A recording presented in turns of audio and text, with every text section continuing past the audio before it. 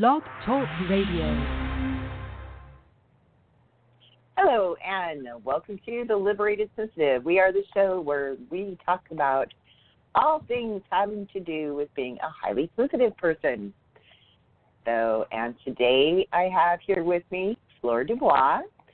She is a psychic reader, and I am, during the month of October, offering psychic readings as well. It's just a little special thing that I do oftentimes during the month of October when the veil is thin. Ha ha ha ha ha, right? Hi, Fleur, how are you today? Hi, I'm very well today. It's getting colder here in Britain. Starting to put the jumpers on, that type of thing. Put the heating on. Can't wait for Halloween myself, one of my favourite times of the year. And I'm psyched to be doing readings on the show and excited to be talking about things that go bump in the night and how to deal with them when you're a sensitive person. So, and as sensitive, the reason we decided, this may seem unrelated to being a highly sensitive person, but being a highly sensitive person myself and, remembering and dealing with, all my life, actually, things that most people would call things that go bump in the night. Things that are largely misunderstood. I know that as a sensitive person, we tend to experience these things more often. Why? Well, because we're more sensitive. It just goes along with the package. So right. That's why we thought it would be very useful to talk about our experiences and also talk about, more empowering ways to deal with these things, and how you can utilize them to get actually out of your fears, right? Yeah, that's the exciting part of it. I think that's one of the main purposes, right? Yeah, and at the end of the show, we're going to be the last 15 minutes. If people decide they would like to call in, we are offering free 5-minute readings where you'll be able to ask one question, and we will answer it as best we can with our abilities. And during this time of the year, it's a little bit easier. I wanted to talk about real quick. So I wanted to talk about really quick, what does this mean when the veil is the thinnest? Don't ask me why this happens. I have no idea. It does happen, though. We know that it happens. I talked about this for a second, a little bit in last week's show. But for, as long as we could have things recorded and sometimes not recorded with Native peoples around the world, they have celebrated this, ancestors and being able to be in touch with your ancestors and, seeing things that are, beyond what you can normally see during this time of year more often. And so they usually call it something like, it's the veil is thinner. And so they celebrate things like Dios de los Muertos, Samhain, and of course, now we have what is modern Halloween. So there's that.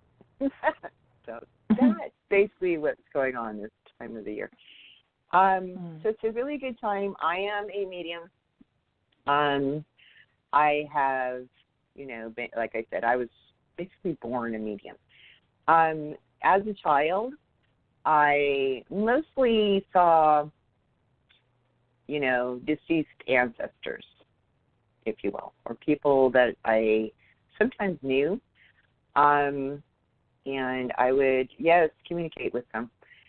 Sometimes, I don't think that I ever ran into a legitimate, what you would call a ghost. I did see shadows. I went through what most people would consider to be a possession later on in my life. And I also, and this is the one that I wanted to talk about a little bit more today, I lived in a house believe it's been about 15 years ago now. That was legitimately what people would consider to be haunted. I lived in this house for 5 years. Okay. Mm-hmm. Now, prior to living in this house, I had spiritual teachers and so forth. I was already, developing things. And I had been taught to just basically ignore them. Okay. That if I ignored them or if I communicated with them at all, that I should just, ask them to leave me alone. Right? Right. Is there anything that you want? If not, and I still do practice that. Okay. Is there anything that you want? Yes, no? Okay. Yes, what is it? If they just want to, take up my time, I don't have time for that because, well, I'm living my life here. And that's a very good practice if you are a sensitive person to always do. Because, again, you can, I've seen people get caught up into this thing, and then pretty soon things are always a ghost or a spirit or something, and now their whole life sort of gets taken over by that, which is not usually a very favorable thing, right? Yeah. So going back to my experience. So in this experience, I lived in this house for 5 years. I experienced a plethora of things almost from the moment that I moved in. One of the first things that I was experiencing was I would fall asleep on the sofa, and I would feel something wake me up, pounding on the sofa. Again, I wasn't, like in major fear or anything. It was more of an irritation. But it started wearing me down. There was this sort of energy. And then one night I woke up, one morning I woke up, and my entire chest was just bruised. And it was bruised with what looked sort of like scratches, but the scratches were too wide, okay, for me to have actually done them with my horse. Yeah. The first thing that I always do with these things is I don't assume, okay? Yeah. So the first thing when we have things going on is I never assume that it's something paranormal, okay? Right, yeah. My first thing to do is I always see, okay, can I explain this, in some kind of physical, evidential way with something that I guess you could call more reasonable for lack of better terminology, okay?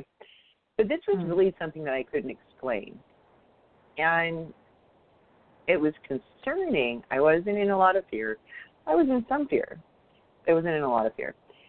And so, I did my practices. I surrounded myself with light, et cetera, and things tended to dissipate. I had a friend who's a witch that came over, and, she helped me too. We did energy work within the house. And yes, things seemed to settle down a little bit, but still, I would have things happen. Like, for instance, this always happened when I was in the bathtub. So I'd be taking a bath, and in my bedroom, I had a CD player, and this CD player usually had a CD in it, okay, because it was music that I used to sleep by. And it would start playing on its own.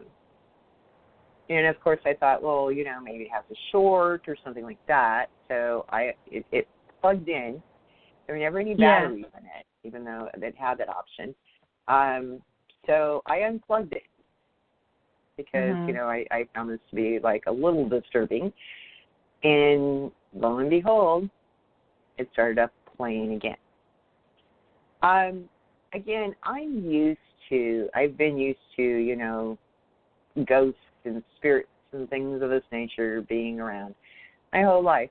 So, again, I wasn't too disturbed by it, just a little disturbed. I didn't feel any more attacked, and so I thought, okay, well, everything's fine. I just, I live in a haunted house.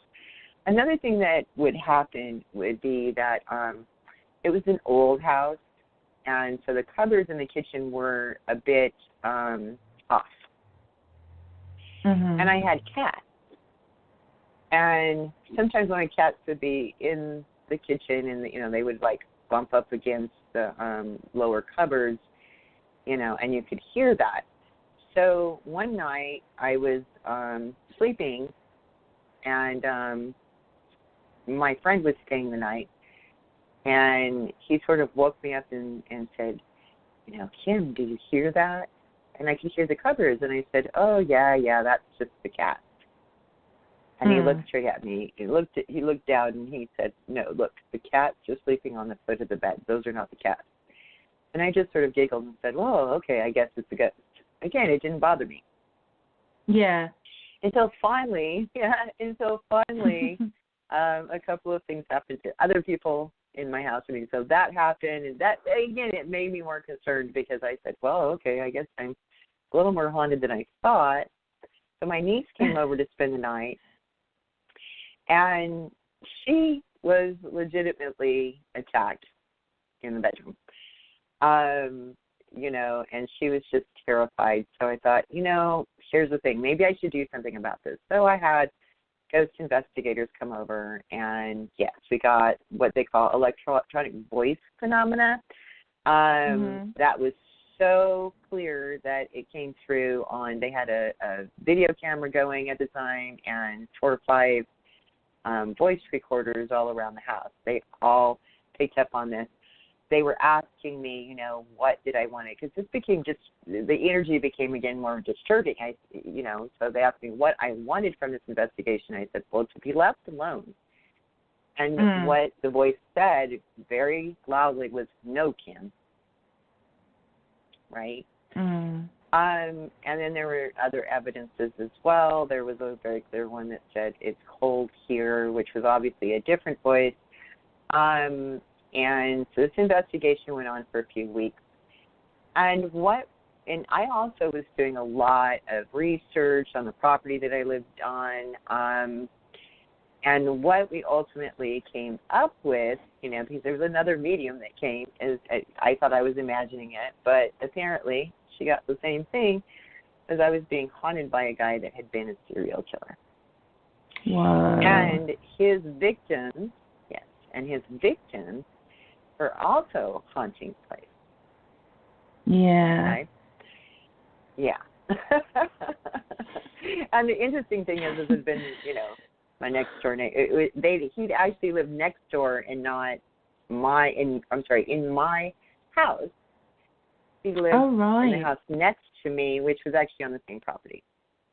Right, I see. Okay. Yeah. But because I'm a sensitive, I asked my neighbor if he'd seen anything or heard anything, and he said no. Now, I knew his house was haunted too because I'd seen ghosts, right, in the window several times when I was out in the yard, peering at me from his house. But him not being as sensitive, he didn't see anything. Right. Right? Yeah. So being sensitive a lot of times too, it acts as like sort of conduit because they're able to then, play on your energies, okay? When they are legitimate ghosts. Yeah. Okay, so, but ultimately what ended up occurring out of this whole thing was that I was able to realize that I can help. I was able to help along with a couple of other people, but we were able to help the victims cross over to the next plane of existence, if you will. Yeah. Okay. So I was able to learn how I could do that. Now, the first time that I did it, nobody was there. I happened to be in the bathtub. I was relaxed. By the way, if it's ghosts, they like to come to places where there's water. They like the bathroom. So I was able to actually learn how to do that, and then, that gave me this tool. Oh, okay, so now I know why ghosts in particular like to come around me, and why, my whole life I've had that happen. But it also was very, very, and it was also very, very empowering for me, okay? Yeah. Because through that, what it did was it got me more in touch and in tune with my own bigger energy and the things that I am capable of that don't have anything to do with ghosts, right? But in helping other people, etc. Right. Okay? Yeah. So, and the thing is that if I had been in a lot of fear, I would have never saw that. Okay? I would have, I would have been, looking for all of these different ways, to sort of circumvent it, to avoid it. I would maybe be thinking, there's these demons. Oh, I'm powerless against this stuff, et cetera, et cetera. Okay? But I've always known no matter what happens that there has to be a way. And obviously I couldn't be, constantly living like this. So this is that story. Right? Now, as I've explained to you here, there are legitimate things called ghosts, okay? Yeah. But what I really wanted to talk about today, okay, is that I've had a lot of people, having worked as a psychic and being a medium, who think that they're being haunted, and oftentimes they're not legitimately being haunted. They're not legitimately working with ghosts, or maybe or they're not experiencing ghosts.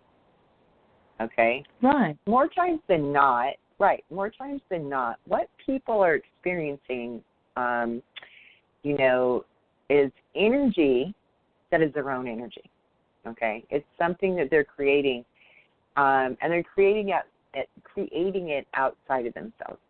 Now, most often when this happens, it is, people who are under a great amount of strife, so maybe they're a person who's like in a marriage or a relationship with someone they're living with where, they're arguing and fighting a lot. Maybe it is, someone who is just like really, they're really stressed a lot, but not always. Because I've also met people who, you see them and they're just happy-go-lucky and all of this, and yet, okay, they have this occurring, okay, that they're seeing. And usually this comes more in a form of like something that's a shadow. Shadows can be a lot of things, okay? Oftentimes they read it as a demon. It maybe has a funky smell to it, like trash or, feces smell, something of that nature. But ultimately what they're doing is they don't want to attack somebody, and they don't want to face their own fear around what's really going on in their life, okay? And they are not addressing what, a lot of people come to call your inner shadows, okay? So they're not addressing these, and these inner shadows are really not anything to be feared. Right, okay? Yeah. They're just the clutter in our mind. That's actually causing us to fear. And then there's, then the shadows are coming around us, or smells are coming around us and things like that are trying to get our attention, because really we're trying to get our own attention. That's right. Yeah. Right. And so, so when people come to me, oftentimes that is the case, okay? They come to me about cases where that wasn't the case, but more times than not, this is the case. And the challenge that I have, and part of the reason why I quit doing readings was because of this, believe it or not, because the challenge is to get the person, and it takes work to get yourself out of the space of fear, okay? Yes. Yeah. And you need somebody to help to coach you through that, because, you can't always see all of the subtleties that are going on with you, okay? Nobody can, right? You can't always know, and you need the tools, but more than just having the tools is learning to use the tool, right? So it's sort of like when we were children and we started learning to write, okay? Well, yes, you could sit there and, write down your letters and whatnot, but then you wanted it to be able to be read, to be clearer and things like that. And so your teachers helped you with that. It was a practice, right? And these things are much the same way. You know, that's what a coach does. A coach, you know, helps you to really eke those things out and get at the subtleties and get at, you know, like what it is that's, you know, really going on, and puts you on the road to being able to use the tools and expand yourself and really get into a space of empowerment, right? Yeah. So Flora's had experiences with stuff like this. As a matter of fact, she just had one today, this morning. You know, it's so funny because every time we do a show, I experience something about the subject of the show. So, yeah, today I experienced one thing, because throughout my life, you know, I've experienced things like whispers in my ear, or, you know, feeling like something's following me or behind me in the mirror, or, you know, seeing things at the corner of my eye. And another thing that happens to me is I smell. I smell smells.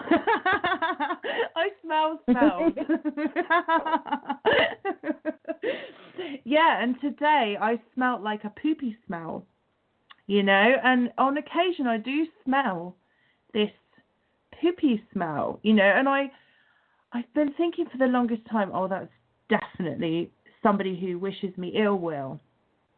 You know, that's how I've been interpreting it, but funnily enough, that's the way the it happened today, it's true. It's true. And I mean, that could happen. A spirit could be communicating with you through smell. But today I realised it was not. Today I was dealing with some feelings in my heart chakra, transmuting some feelings, and they were quite challenging to me. And so I wasn't really 100% into it, you know, challenging feelings. And then I smelt this poopy smell, and then I suddenly realised that it's that part of me that still wants to feel like a victim and not take responsibility for my own feelings. I'm creating the poopy smell to distract me from taking responsibility for my feelings, right? And I mean, that, I don't know, that's quite a direct understanding of me avoiding my shadow. Do you see what I mean? That's what Kim was talking about. Yeah. So that's that story. It was funny. I was like, oh my gosh, you just did that, and now you're trying to avoid what's going on. I know. Because you wanted to go with there. that whole thing. Yeah, I'm so glad you were there. And I see people do it all the time. Yeah. I mean, I have neighbors right now, and, you know, they came to me and they said, oh, you know, Kim, we're haunted, right? And I said, well, are you? Well, okay, what's going on? And so, you know, they started telling me what, you know, the few things that they saw. They asked me, because we live in the same building, had I experienced anything? I said, oh, no, I've not experienced anything. It's very rare that I experience anything anymore like that. But it's, you know, I have very good boundaries with it.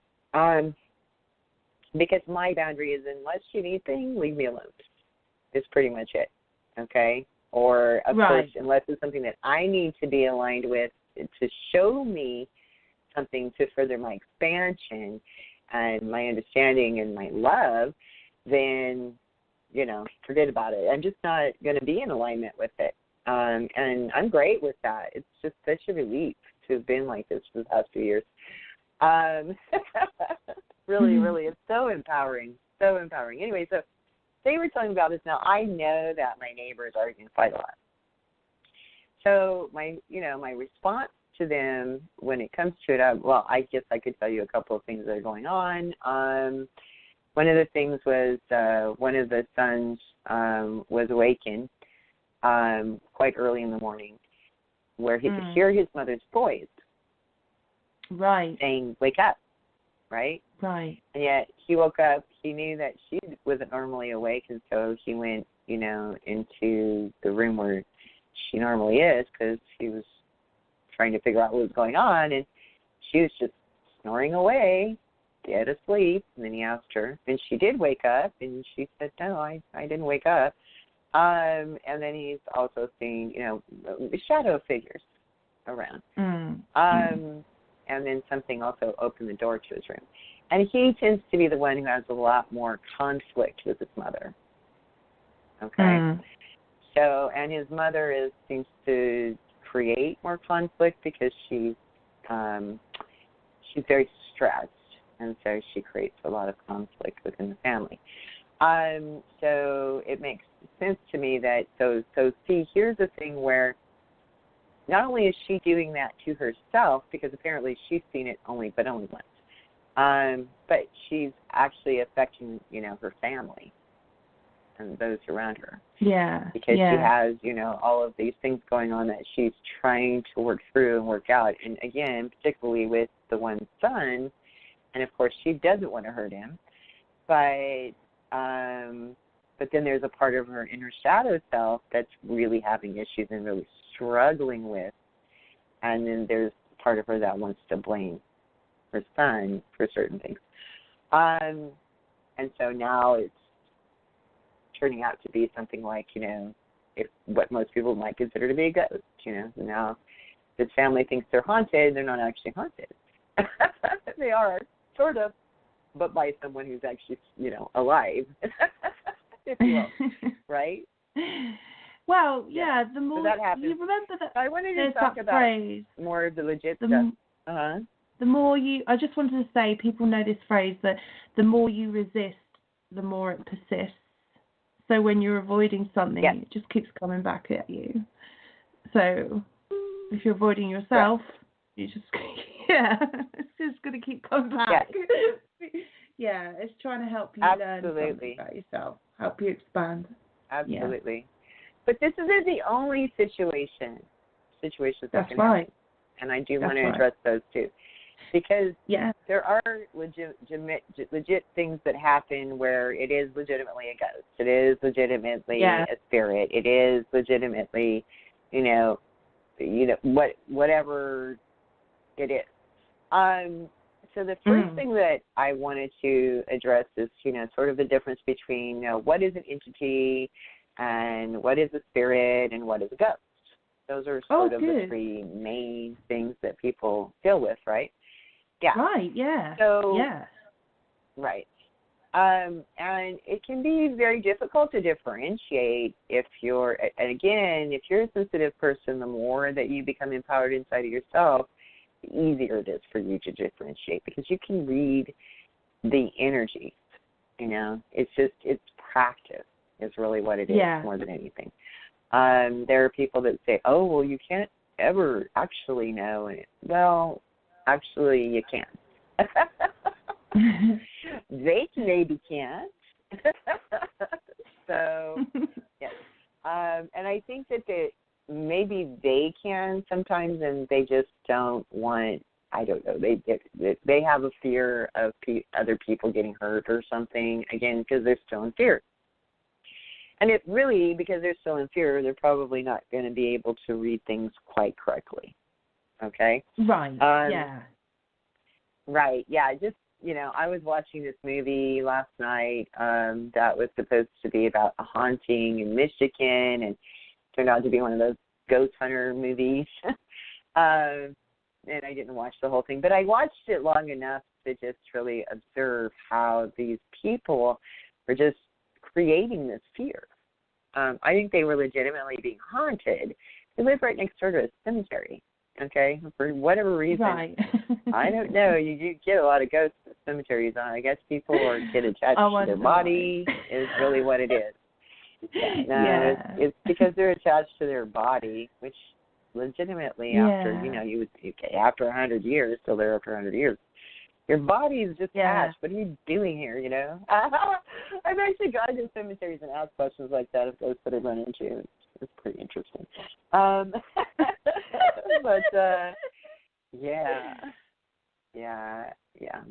well, I want to talk about some sadder things, because that would be a sidetrack. But the thing is that, going back to what I wanted to discuss, is that an entity, basically exists as a part of the earth, okay? Yeah. An entity cannot travel away from, earth plane energy space, okay? An entity was essentially created, just like we were just talking about how, people create thought forms. A thought is an entity. It's not that it's not real. It's real, okay? But in a way, it's not real because it is a collection of energy that was created through feelings and emotions and thoughts and things like that. Okay? Absolutely. Yeah. And some of these are legitimately, obviously people can have a lot of anger and resentment and, feelings of this nature, feelings of wanting to hurt people, and then you have people who are mentally ill, and they create things too, right? Mm-hmm. So, right. So can entities exist that are, what we could consider to be scary or threatening? Yeah, they can. Okay? Just like people, right? Right. Yeah. Right, but that's how we need to think of them. So but the thing is that an entity does not have the sort of consciousness that we have, okay? Because an entity has never been a being. An entity is not capable of, encompassing being in a body on its own, okay? Yeah. Because it's not a spirit. Yeah. Right? It doesn't have the frequency necessary. Okay, so sometimes entities will try to, invade somebody's body if they're susceptible to it, et cetera. That's true. Okay? That's true. It is true. But ultimately, okay, it's our own alignment. Right? Yeah. The more that we can get out of our own fears, the likelihood of that occurring is minute. And even if it were to occur, we could certainly handle it. Okay?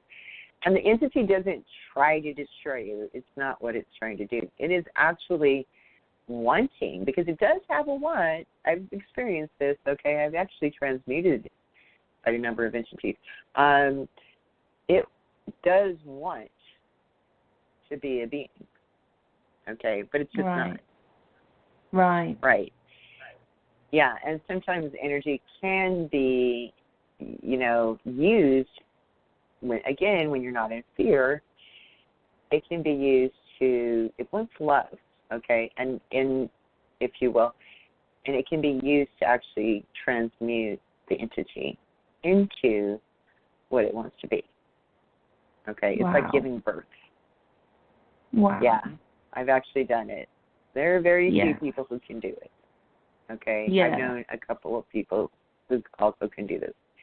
Okay. Wow. And we're like what people consider to be scary.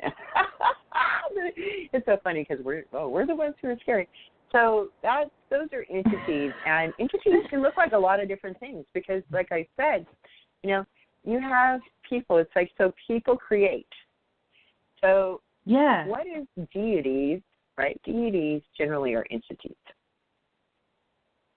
Okay? Yeah. They're not a full being, but, they feel great to us for the most part, right? Because they are, but then the devil is a deity as well. A little trickster spirit deity, right? Yeah. Yeah. So, right. And then so people get these beliefs of things that they're writing about and et cetera, and maybe they were actually experiencing a ghost, or maybe they were actually experiencing a spirit of some sort, another type of being. They didn't understand it, and so they created this whole thing around, and they got into their fears, wherever they originally came from, who knows. And now, they've created this, all of these different things, right? Now, does that mean that energy of those deities can't be used? Yes, they can, but guess what? They don't know everything. That's right. They don't necessarily know more than you. Well, right, okay? yeah. So I see a lot of in the people, first like, place. so they're channeling, right, and to me, I can see it. They quite obviously channeling a deity, right? And they're saying, oh, they're channeling these angels, and angels can be all different sorts of things, but some of them can be entities. You know? Yeah. So oftentimes, if we're not really in touch with what we want and in our empowerment and really in self-love, you know, as much as possible, what we think is love oftentimes is not. This is true. Okay. Yeah. It's, you know, maybe a small portion of it, but it's not, you know, I mean, it's not, because the love is really the experience of the true being, right? More than anything. That's what it really is, yeah. And also, the, you know, more of the experience of, you know, the totality of consciousness. And it expands and expands and expands and expands, okay? I'm not sure if there's an end to it. Right. So, yeah. I know there's no, you know, it doesn't feel like there's an end to it. I'm just going to keep going because it's absolutely wonderful. So, yeah. So there's those are entities. So now you want to talk about other beings, right? So are there other beings? Yes, there are other types of beings. There are ghosts. So let's talk about ghosts. So ghosts are actual, usually they're beings that have incarnated here and they got stuck. So in Catholicism, they would call that purgatory, right? Right, yeah. You're in purgatory. But the whole thing is that things like what is taught in Catholicism oftentimes as, you know, purgatory actually creates this for these people, okay? Because every single ghost that I have dealt with, every single one of them, the reason they're stuck is fear. Right. Okay? Yeah. They fear they're going to go to hell for some reason. They fear that, or, you know, there are sometimes when, like, most of the children ghosts, okay, are stuck because they don't know what's going on. And then, so they have other types of attachments. There can be other types of attachments, but the majority, it's fear. Because I've seen attachments, like, for instance, you know, they're looking for their parents. I've seen attachments, right? I've seen attachments where, you know, it's a lover, right, of some sort, the spouse, the lover, that sort of thing. But more times than not, and it's so crazy that they're actually a lot of times in this fear because of something quite minor. You know, I actually ran across one and he was telling me, oh, now I'm going to go to hell. And I said, why are you going to go to hell? Why do you think that you're going to go to hell? And he said, oh, because, you know, I would look at other women and lust after them, and I was married. Did you have an affair? Oh. No. And I could tell that was actually true. There was no affair. So not even an affair, although adultery is a big one. Of why they get in this fear is a huge one, by the way. Yes. Very big one. Of why they get in this fear. And so then it becomes my job to speak to them and, you know, get them to understand that they're not going to hell. And that, you know, hell is like actually something pretty much made up by human beings. Although we can also create that when we leave this life, which is a whole different subject. Because I've seen it to be created as well from people. Yeah. That's so another that can show. be created. You know, again, it's all about empowerment. What are you creating, right? And then what are you creating within what is, you know, the collective, right? Right. Everything really falls to that, right? And so again, the more that we're out of these fears, the more that we can see what's really going on. But as long as we remain in fear of any kind, we're not going to see what the true answer is. Okay? That's right. And we're not going to be able to eke things out. Always, and I want to say too, always, you might have, you know, this being coming to you and it feels like, you know, Archangel Michael or whatever. But, you know, if you just take it at face value because, you know, oh, there's this big energy and I feel loved by it right now, and you just keep going with it, it could be something completely different than that. Right? That's to sort of work with it and really start asking questions and not just going with, oh, yeah, well, this is what this is. Or even, you could spend some time, really, really, really get deep with it and see why is it aligning with you. Okay? Yeah. Like really legitimately, why it is, and be critical of yourself and your own biases. Look at your biases. Look at your beliefs. Is this truly this, or could it be something else? Can I study some other type of religion that maybe I wasn't raised with? Okay, and look at whether what is like possible legitimacy there, and so on and so forth. I mean, my education when it comes to the cultural aspect of my education in anthropology very much has given me that. I studied religion and psychology and all sorts of things even before I got my formal education. As a small child, I even was doing that, and part of it was because I was seeing these things, believe it or not. So I wanted to know what they were. Why is this happening, and this and that. And I did have some fear, definitely, and I definitely had a lot of biases. I'm still obviously not fully without bias. Nobody is. But I have a lot less bias than most people, and I work on that every moment of the day. I really do. But we need to be conscious of that, if we're going to work with these things, because I see people and they're so well-meaning, and they're trying to help people with these things, and they do help to an extent.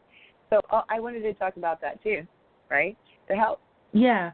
So what is the help, right? The help, if you really believe, so you pray. And if you really, really believe that, it can work. Okay? Yeah. It's not that it doesn't work, right? It's not that, doing an exorcism might not work or could work, and things like that. But ultimately what's happening is I've done those things in the past, and they worked. Okay? And I've had some things that were more challenging when I was younger, right? They did work. But then ultimately that stuff comes back around, or different things come back around, and it usually will eventually, or it will be around us in a way, around our children, or other family members, or people that are closer to us, etc. So it's like putting a Band-Aid on it. It can be empowering, but it's only somewhat empowering. Okay. Yeah. Because you're looking, because you're feeling like you're definitely receiving something from it. Absolutely, right? You're manifesting. So you're manifesting, and saying like, oh, okay, I'm empowering me. Because most of those things, I remember when I was a child and I was taught, oh, the blood of Christ protects me. The blood of Christ protects me, and that would actually be me. I could feel it because, I would be really calling down from, universal energies, a sort of like space of empowerment from it. Okay. Right, now I thought it was the blood of Christ, but yeah, that's not what it really was. But yeah, so there's nothing necessarily wrong with that, right? There's not. There's right. just like I've always taught. There is no right. There is no wrong. Really, there is. This is duality. There is no fault. There is no blame. It's just I'm teaching people things on a whole different level to have them really, really understand from the perspective that I have now, so that they can expand, so that we can all become that much more empowered, and we can get away from beliefs of things being what they are, and into more things that are at least somewhat more solid, even in dealing with these sorts of things like spirits and entities and things that go bump in the night, right? Yeah, and also things that go bump in the night. This is another thing I wanted to talk about. Sometimes things present themselves as looking like a shadow, and they can legitimately be, a ghost or a spirit. I mean, one time that, I've had this happen more than once, but one time I had adopted these kitties, And I had them in the bathroom for a few days so they could acclimate to my place. And so I'm in the bathroom, the kitties are there, and I see this shadow walk in and start playing with the kitties. Wow. Right? Yeah. And, it startled me for a second, obviously, because when things are not expecting to be around, they can do that. But I didn't have a lot of fear around. I didn't have any fear really when I was like, what's this shadow doing here? This is interesting. And so I was, being able to be open, I was open enough to know and feel, oh, this shadow, whatever it was, I still don't know to this day. I suppose it didn't matter that much. Is actually like a love energy. There's all this love coming from this shadow. Right? That's right. Yeah, because sometimes like spirits and things, they can like sort of cloak. Yeah, because you can do a cloaking. I've done that. As a matter of fact. I think I told you about that, right? Where, how do you disappear? I have a story. Yeah, and I have a story about that. Because when my psychic abilities were coming more prominent, several years ago, I would have a dark shadow in my room and it never bothered me, but then it started to bother me and I kept looking at this shadow and I felt like there was an energy in the shadow, kind of cloaked, like you're saying. Uh-huh. And now thinking about it now, looking back, it would always come when I felt scared and I wish there was someone to help me feel better about things. And at the time, I was releasing fear as well, and learning to observe. And what I eventually figured out was actually it was a friend. It was a friend of mine who was kind of feeling protective and just wanted to, was responding to my feelings and just coming and, and just like checking I'm all right, but didn't want me to know.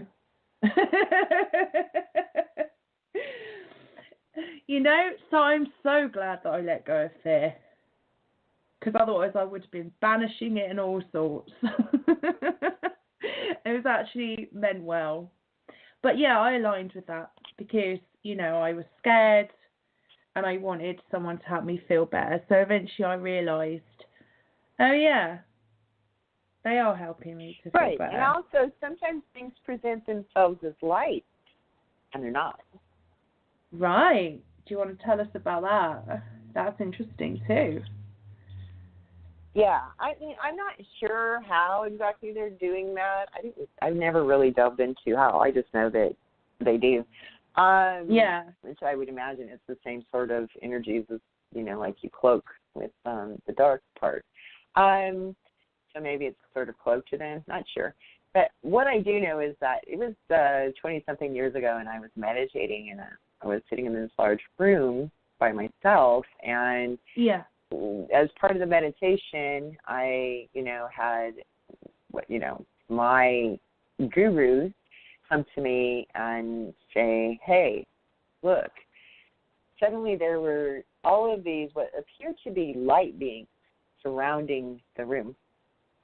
And he said to me, go to each one and feel it. It's okay. Yeah.